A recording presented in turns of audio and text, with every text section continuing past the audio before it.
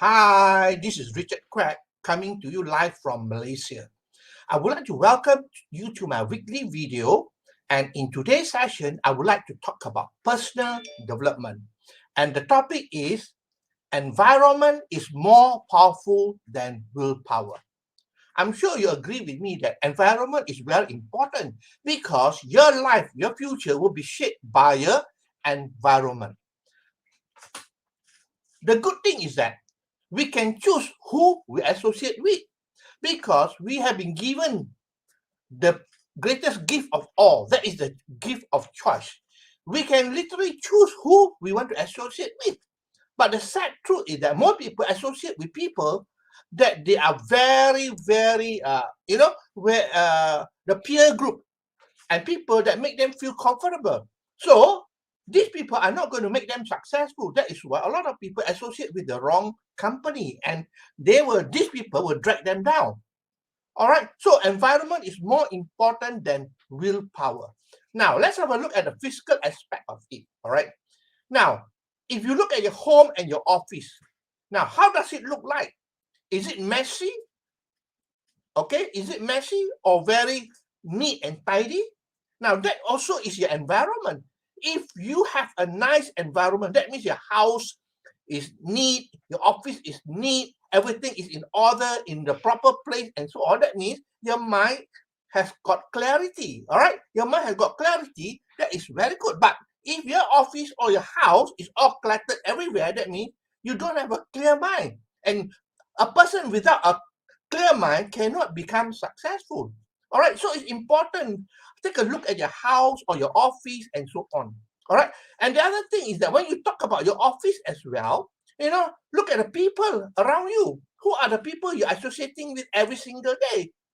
All right, now this is also true in your house as well. Who are the people you associate with? Are they positive people? Are they going to bring you forward in life, or they're going to drag you down? All right, most of the time, the people that you're close to, they are going to drag you down or they're going to lift you up. So you got to think for yourself who you associate with. All right. Now, let me share with you my own experience as well. I believe this happened to me. All right. Many years ago, I was located in Kuala Terengganu. All right. Kuala Terengganu is a small little state on the east coast of Malaysia. All right. And I was there for about 20 years. And the truth is that in that environment, it's very difficult to move ahead because the people there are quite slow moving. They're quite slow moving, and they are not very ambitious. All right, I started my network marketing business there, and I had to struggle because of the environment. All right, but later on, when I moved to Selangor, where I am located now, everything start changing because environment is very important. Here, the people work hard because they are looking to improve themselves. Whereas previously in Terengganu, people are happy-go-lucky. They are happy and contented with that where they are. So there is no push in the environment to move you forward. So environment is very important in that aspect as well. All right. Now let's talk about environment in the terms of in your house. You got a fridge, right? Now, if you want to lose weight, all right, if you tell people, oh, I'm going to lose weight and so on, you open up your fridge and see what is in your fridge. Now, if you open up the fridge, you see ice cream, you see chocolate cakes and so on. Is that the right environment for you to lose weight? I don't think so, all right? Because whatever you like or whatever you say, the moment you open the fridge, you see the ice cream and the chocolate cake there, I'm sure you'll be tempted to take it. So that's why environment is very important as well. If you want to lose weight, make sure that, the environment is conducive for you to lose weight. Okay, there's an example there as well. All right, now, people talk about, vision board or dream chart, right? Or now people talk about mind movie. These are very important as well because why? We need to be reminded of what we want to achieve in life. What are our goals? What are our dreams and so on? That is why, the environment around you is very important. So if you want to be successful, you must be reminded of what you want to achieve in life. So that's why a dream chart, all right, is important, or vision board is very important. You put down on a cardboard, your dream cars, your dream holidays, your dream toys, and so on. and put it somewhere whereby you can see it every time when you are there. Like myself, I put it in front of my office here. So basically, that is environment as well. That is positive to you, conducive for you to become successful, because you have to be reminded of your success, because all the time, throughout the day, we are busy thinking about so many things. In fact, we got 60,000 thoughts a day. And most of the thoughts are repetitive or what happened, what you thought about yesterday. And most of them are negative. All right. So basically, if you want to be successful, you got to be reminded of what you want to achieve in life as well. So in the physical sense, you got to put up the vision board or the dream chart where you can view it every single day. Okay. A few times a day, you look at it and so on.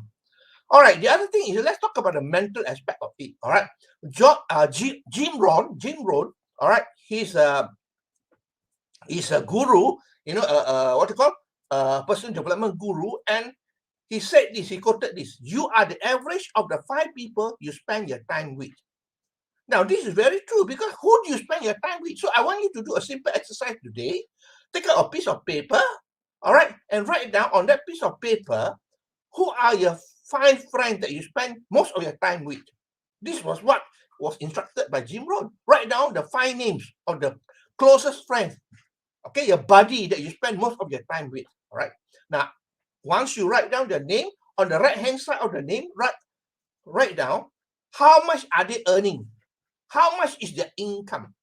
All right, how much is the income? Write down. All right, and then total the 5 income together. You get a total. All right. And then divide it by 5. Then you come up with a figure, all right? So the truth is that figure is what you're going to earn as well. See, that is the figure that you're going to earn as well, because you are the average of the 5 people you spend your time with. That's what I said just now. We can choose. We have been given the greatest gift of choice. We can choose who we associate with. But sad to say, most people, they associate with people that make them feel good. Most people associate with the peer group and so on. They are not going to make you successful. Okay? Important to understand that.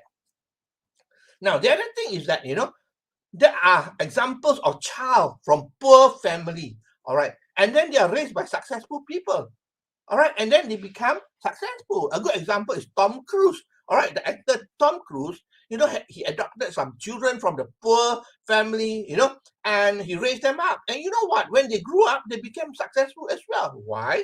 They were in the positive environment of success. Okay, that's important. On the other hand, on the opposite side, a child can be from a rich family, all right, and raised by poor people, or raised by the 8. I'm sure you know what I'm talking about, right? Raised by the 8, like Tarzan, Okay, the movie Tarzan. All right, so basically, from a rich family, but raised by 8, then he become something like an 8 as well. He can't even speak, and then all sign language and so on. So basically, it's important to surround yourself by people who are successful if you want to be successful.